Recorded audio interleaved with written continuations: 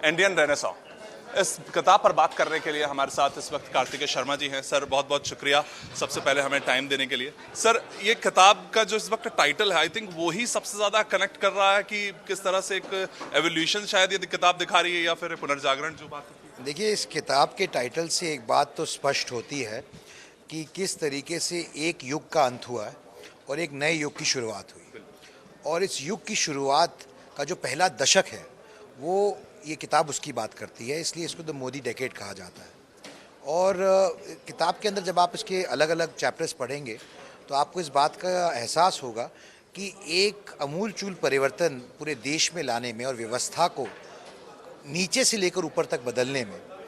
जैसी दिक्कतें विविधताएं हमारे देश के अंदर हैं उनको देखते हुए करने में एक बहुत बड़ा टास्क लगता है। और वो बदलाव बिल्कुल नीचे जड़ों से, रूट से आता है। और वो बदलाव ओवरनाइट नहीं आता, रातों रात नहीं आता। वो एक प्रोसेस है और उस प्रोसेस की शुरुआत इस दशक के अंदर की गई है। जो चाहे मैं जनधन खातों की बात करूं, चाहे मैं बात करूं उज्ज्वला योजना की, चाहे मैं बात करूं इंफ्रास्ट्रक्चर की, चाहे मैं बैंकिंग सिस्टम की बात करूं, चाहे मैं फूड सिक्योरिटी यानी कि खाद्य सुरक्षा की बात करूं, ऐसे सारी चीज़ें जो मूलभूत सुविधाएं हम अपने नागरिकों को, देशवासियों को नहीं दे पाए पिछले 65 साल में, 75 साल में, उसकी नींव रखने का काम किया है माननीय नरेंद्र मोदी जी ने। और इसका सबसे बड़ा उल्लेख आपको मिलता है कि जो मेरा चैप्टर है द कैटलिस्ट, उसके अंदर जो बात मैंने रखी है खासकर महिलाओं के प्रति जो संवेदनशीलता और सजगता माननीय प्रधानमंत्री जी ने दिखाई है उनके प्रति, क्योंकि वे मानते हैं कि महिलाएं एक एजेंट ऑफ चेंज हैं। यानी कि उनके साथ आप समाज में अगर बदलाव लाना है तो महिलाओं के प्रति आपको संवेदनशील होना पड़ेगा और महिलाओं द्वारा आप समाज में बदलाव ला सकते हैं। इसीलिए उनको स्वतंत्र करना, उनको फाइनेंशियली इंडिपेंडेंट करना, उनके खाते खोलना, खातों में पैसे डालना, उनको इंश्योरेंस देना, चाहे वो जनधन योजना हो, चाहे वो द्रोण दीदी हो, चाहे वो लखपति दीदी हो, चाहे वो उज्ज्वला योजना हो, इन सब योजनाओं के तहत उन्होंने महिलाओं को सुरक्षित भी किया है, सशक्त भी किया है, सक्षम भी बनाया है,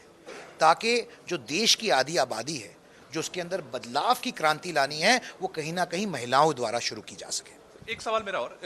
अमृतकाल की हम बात करते हैं, 2047 की भी हम बात करते हैं, लेकिन वो एक विजन के साथ साथ पिछला क्या घटा है और हमने उससे क्या कुछ सीखा है, शायद ये बहुत ज़्यादा ज़रूरी हो जाता है। देखिए, मैं ये मानता हूँ कि हमारे को इतिहास में बहुत ज़्यादा जाने की ज़रूरत नहीं है, क्योंकि अमृतकाल की जो परिभाषा है वो आज माननीय गृह मंत्री जी ने और माननीय प्रधानमंत्री जी ने लाल किला से बहुत अच्छे से परिभाषित की थी। उन्होंने ये बात कही थी और इसका उल्लेख भी किया था कि आज से 25 साल बाद शायद मैं हूं ना हूं, लेकिन देश तो रहेगा। और अगर देश रहेगा तो देश कहां पहुंचेगा, ये सोचना मैं आपसे पूछना चाहता हूं, क्या इससे पहले पिछले 75 साल में या 65 साल में किसी राजनेता ने ये सोचने की हिम्मत भी की कि हम एक विकसित देश के तौर पे काबिज हो सकते हैं या फिर हम दुनिया की सबसे बड़ी अर्थव्यवस्था बन सकते हैं? ये सोचना अपने आप में एक बहुत ही कठिन और एक ऐसी सोच का परिणाम है जो हमने पिछले 65 साल में देश में नहीं देखी। हम बेचारा देश नहीं हैं, हम अपना भविष्य खुद तय करेंगे, अपनी टर्म्स पे तय करेंगे और आने वाले 25 साल के अंदर ही अपने जीवन काल में हम अपने देश को विकसित देखेंगे। ये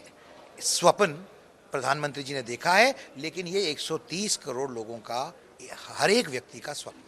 आखिरी सवाल मेरा सर, एक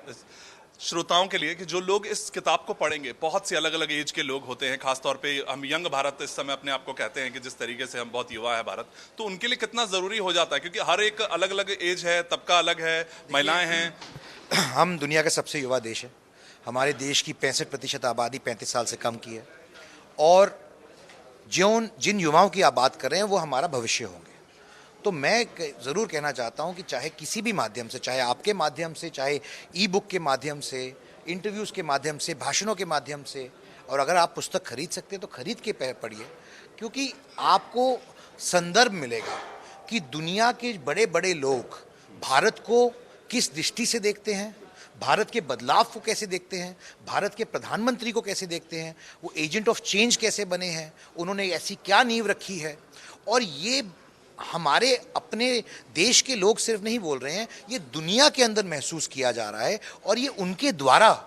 अंगित किया गया है, इंगित किया गया है, और उसको आप ज़रूर पढ़िए क्योंकि वो आपको एक ग्लोबल पर्सपेक्टिव देगा, एक दृष्टिकोण देगा, जिससे आप दुनिया, जियोपॉलिटिक्स और भारत की दुनिया में क्या संज्ञा है उसको समझ पाएंगे।